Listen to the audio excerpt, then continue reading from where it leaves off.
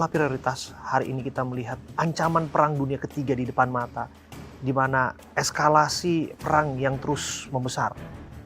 Bahwasanya Indonesia bisa berperan misalnya di sana untuk menghentikan ketegangan atau paling tidak meredam, mendinginkan dan lain sebagainya. Anda melihat tidakkah kemudian itu akan bermultiplier efek dalam negeri?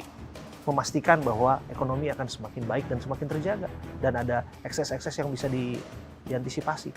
Bisa seperti itu, tapi yang menjadi korban dari penutupan Selat Hormuz kan sebenarnya bukan Indonesia saja. Yang lebih terpukul seharusnya Jepang, Taiwan, Filipina dan seterusnya yang memang mengandalkan suplai minyak dan pupuk dari Selat Hormuz. Artinya pekerjaan ini tidak bisa hanya dilakukan oleh seorang Indonesia karena korbannya banyak. Artinya apa? Semakin kolektif upaya-upaya mitigasi perdamaian itu dilakukan, maka seharusnya akan semakin efektif. Gitu.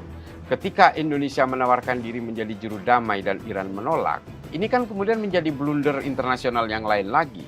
Indonesia menawarkan diri menjadi juru damai yang diutarakan oleh Pak Prabowo ini. Sementara ketika penyerangan terjadi, Pak Prabowo juga pemerintah kita tidak mengeluarkan sikap, dan ketika Ali Khamenei juga tertembak, sebuah negara berdaulat kemudian dibom dan pemimpinnya mati, tewas dalam pertempuran dalam bom itu, tidak ada sikap untuk berbelasungkawa dan seterusnya. Padahal Iran Official statement. Ya, official statement seharusnya. Memang akhirnya mengirim surat kemarin. Tapi menurut saya sudah terlambat. Andai kata perasaan belasungkawa dan sikap penyerangan itu dilakukan lebih dulu dan kemudian baru menawarkan diri untuk menjadi juru damai, akan lain lagi ceritanya. Kalau soal perang dunia ketiga dan sebagainya, ada beberapa pernyataan saya memang yang mengatakan ini jauh dari perang dunia ketiga. Jauh. Nah, tadi kan Anda menyebutkan bahwa ini akan berkepanjangan. Berkepanjangan ya. Kemudian kita lihat serangan semakin sporadis dilakukan bukan hanya di pangkalan-pangkalan militer di wilayah negara Timur Tengah. Exactly. Tapi mereka akan tetap menjadi perang regional. Hanya di seputaran itu. Tidak akan meluas kemana-mana. Regional tapi dampak global. Ketika Anda sebutkan tadi Selat Hormuz kemudian ini bermasalah, ya jalurnya akan bermasalah, akan terdampak secara global termasuk pada kita juga. Ya pasti, setiap perang akan membuat dampak secara global, pasti. Jangankan perang, penculikan Nicolas Maduro pun bisa memberi dampak kepada global juga. Artinya, tapi tentu berbeda ketika setiap rudal yang ditembakkan di Timur Tengah disebutkan akan berpengaruh terhadap minyak yang ada di sana. Ya pasti. Tapi ada mitigasi lain kalau kita bicara soal geoekonomi. Kalau soal katastrofi dari casualty dari peperangan yang digambarkan sebagai perang dunia ketiga itu tidak akan sampai terjadi. Kenapa? Karena tidak ada negara besar lainnya yang akan terlibat di sana kecuali Amerika. Cina dan Rusia tidak mungkin dia directly involved di dalam perang itu karena Timur Tengah juga pasar besarnya mereka. Dia juga tidak mau meluluh lantakkan pasarnya sendiri. Investasi Cina juga luar biasa di Arab Saudi dan di Qatar, di Bahrain juga. Dan itu kenapa saya merasa yakin bahwa ini tidak akan menjadi perang dunia ketiga seperti halnya perang dunia pertama dan kedua yang meluluh lantakkan semua jejak-jejak kaki tentaranya. Ini enggak. Ini tidak seperti itu. Itu yang kalau kita dalam mindset kita tentang perang dunia ketiga yang kemudian melibatkan banyak negara, ini kan sebenarnya adalah satu negara melawan banyak negara. Perang dunia ketiga yang kemudian menimbulkan collateral damage secara global itu adalah perang antar negara, kelompok negara dengan kelompok negara. Sama seperti Jerman yang seolah-olah tampil sendirian, tapi sebenarnya banyak kekuatan yang berada di belakang. Kan, karena kita bicara tadi ada Rusia, ada Cina yang sempat disinggung. Seperti apa sikapnya yang akan diambil mengingat perang yang semakin terbuka? Saya lebih khawatir karena Turki mulai disebut. Turki mulai saya dengar ada ancaman juga. Kemudian saya tidak tahu kebenaran tentang adanya rudal yang nyasar sampai ke Turki. Nah, kalau Turki terlibat, NATO ikut. Karena Turki anggota NATO. Siapa yang menyerang Turki? Kalau saya dengar garis kanan di Israel sudah mulai bilang Turki is the new Iran. Nah, itu juga kalimat-kalimat provokatif yang agak berbahaya. Ketika Spanyol mengatakan kami tidak mau ikut perang, Amerika langsung bilang kita boykot. Tapi Amerika juga kita harus pahami bahwa Oktober ini dia akan ada election midterm. DPR-nya bisa berganti. Dan kalau DPR berganti berarti Kongres berganti kekuatan. Nah ini juga harus kita lihat, sama seperti kemarin Mahkamah Supreme Court-nya Amerika Serikat membatalkan keputusan tarif. Nah kita pergi ke sana karena tarif, tiba-tiba dia dibatalkan. Nah hal-hal seperti ini menurut saya harus diberi masukan komplit kepada Pak Prabowo, karena beliau harus punya betul-betul overview yang baik sebelum beliau mengambil keputusan, karena menurut saya Pak Prabowo ini niatnya baik sekali untuk rakyat Indonesia. Pasti. Dia mau memitigasi bagaimana caranya supaya perang tidak berkepanjangan. Karena saya tahu beliau pasti pikir, wah ini bisa gawat nih. Kalau minyak naik, semua naik, inflasi naik. Bagaimana dengan rakyat Indonesia? Saya siap untuk jadi juru damai. Niatnya baik sekali. Tapi dia juga harus tahu bahwa ketika dia masuk dalam Board of Peace, ya, sehingga akhirnya dia juga jadi segan untuk mengeluarkan surat ucapan berbela-sungkawa. Ya. Nah, padahal tujuannya adalah untuk mengejar tarif 19% turun. Tapi ternyata jadi 15% dibatalkan oleh Supreme Court, tiba-tiba Presiden Trump bilang, saya naikkan lagi 10, sekarang jadi 15. Kan ini kita nggak tahu ya. Itu yang tadi saya bilang bahwa statecraft realism ini berbahaya sekali untuk stabilitas dunia. Karena orang yang kuat akan merasa, saya bisa kendalikan semuanya, dan di sini menurut saya tugas kami inilah, terutama dari orang agama, untuk bilang bahwa tidak ada agama yang mengatakan kalau kamu kuat, kamu sikat aja semuanya.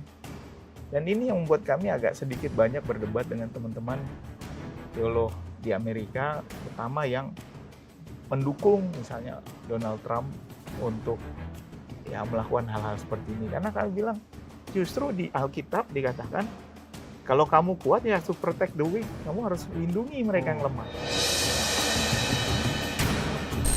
Kamu harus dengan sengaja berbagi dengan mereka, bukan kamu rule over them. Dan itu menurut saya jadi suatu yang agak kontradiktif sekarang. Mengampuni. Mengampuni. Ya, ini jadi kontradiktif karena banyak pendukung Trump itu adalah konservatif Christian. Ya. Anda melihat bahwa ada indikasi kuat ke sana bahwa apa yang dilakukan Trump memboncengi nilai-nilai ideologis yang dimaksud untuk melakukan sebagai pembenaran yang terjadi hari ini. Ya, tapi itu juga agak lucu juga karena dia selalu bilang America first, saya tidak mau ikut campur urusan negara lain. Tiba-tiba ini dia ikut, ada minyak di belakang. Lagi-lagi kalau didomplengi dengan nilai agama, kedekatan yang dilihat antara orang Kristen dan Israel itu punya latar belakang historis, betul. Tetapi kita tidak bicara soal agama untuk membela Israel, karena Israel state bukanlah biblical Israel. Itu jauh sekali berbeda. Israel state ya Israel state. Ada juga yang tidak beragama. Anda ingin mengatakan bahwa Israel tidak lagi bangsa yang terpilih? Bukan, saya tidak. Saya mau mengatakan bahwa bangsa Israel yang sekarang, negara Israel yang sekarang bukanlah bangsa Israel yang dulu. Karena dari 12 waduh ceritanya panjang. Israelnya pecah dua, ada Israel Utara, ada Israel Selatan. Israel Utara ibu kota Samaria, Israel Selatan Yerusalem. Kemudian pecah dibuang, lalu gabung lagi, lalu sempat pecah dijajah Roma, lalu kembali lagi. Jadi ini lalu bagaimana dengan tanah perjanjian? Ini kan satu hal juga yang kemudian menjadi pembenaran. Hari ini kita bicara tanah dengan perjanjian. segala bapak-bapak hari segala, ini duduk dan berbicara mengenai biblical histories ataupun sejarah peradaban dengan sosok Abraham. Abraham, bapaknya semua agama. Jadi dengan segala kerendahan hati, tanah yang dijanjikan kepada dengan segala kerendahan hati. Kalau kita bicara dengan dasar ini dari sisi Kristen dulu nih, Cak. Kalau kita bicara dari sisi Kristen, itu betul tanah yang dijanjikan betul. Tapi kita harus ingat bahwa mereka juga bukan datang dari tanah itu. Abram, sebelum jadi Abraham di dalam cerita Alkitab, dia adalah Abram. Dia datang dari tanah yang jauh. Betul. Lalu dia berjalan ke situ karena itu adalah tanah yang dijanjikan. Bersama Lot saudaranya. Bersama Lot saudaranya. Kemudian dia beranak pinak gitu. Tapi lalu ada Mesir dan lain sebagainya. Tapi dia juga pendatang. Makanya di dalam kisah-kisah Alkitab di Perjanjian Lama banyak sekali ayatnya mengatakan. Tapi kalau dibalikin lagi bahwa ia kan berangkat atas Iya, tapi selalu ada cerita. pewahyuan dari Tuhan. Tapi selalu ada cerita. Ramahlah terhadap orang asing karena kamu juga dulu orang asing. Berbagilah terhadap orang asing karena kamu juga orang asing. Bahkan kalau orang panen, tidak boleh ambil semua, tinggalkan karena akan ada yang ngambil di belakang. Yang susah ini, kalau orang merasa dia sudah anak sini gitu. Akamsi, anak Kayak kampung saya. sini. Anak kampung sini. Tapi itu juga jadi kebingungan. Misalnya, saya ambil lah dulu, saya orang Batak. Ya. Saya lahir di Medan. Hmm. Orang tua saya dari Tapanuli, Hmm. gitu ya. Saya lahir di Medan. Umur 6 udah pindah Jakarta. Saya putra daerah mana sih? Orang Betawi nggak terima saya. Orang Medan bilang, lo nggak pernah besar di sini. Orang Batak bilang, bahasa Batakmu juga jelek. Jadi tanah kelahirannya di mana? Saya banyak sekali orang-orang Israel yang bangsa, Israel Nation. Itu teman-teman kita dari Ethiopia yang keturunan Yahudi banyak sekarang tinggal di situ. Keturunan Tionghoa juga ada di situ yang mengaku bahwa dia adalah suku yang hilang karena Israel memanggil pulang. Bukankah kemudian ia disebut sebagai Bapa orang percaya karena ia percaya apa yang diwahyukan Tuhan kepadanya sebagai tanah perjanjian, ia berjalan ke arah sana sekalipun ia tidak melihat, tidak mengetahui kemana arah tujuannya. Itu saya setuju. Makanya dia pergi berjalan dan dia mendapatkan tanah itu. Tetapi ketika bangsa ini sudah sempat pergi keluar, lalu dia kembali lagi ke situ karena Inggris memberikannya. Kenapa dia tidak bisa menghargai orang yang sudah tinggal di situ juga?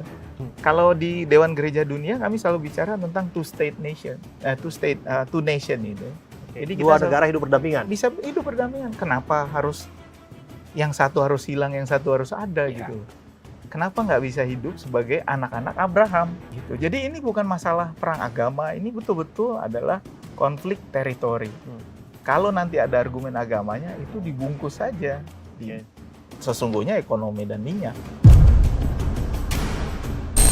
Islam sendiri itu sangat brutal kalau bicara sejarah politik kerajaan itu. Karena di dalam sistem kerajaan itu, yang bisa menghentikan kekuasaan itu adalah kematian. Ini harus diutarakan gitu. Dan sepanjang sejarah Iran tidak pernah ditundukkan oleh penjajah.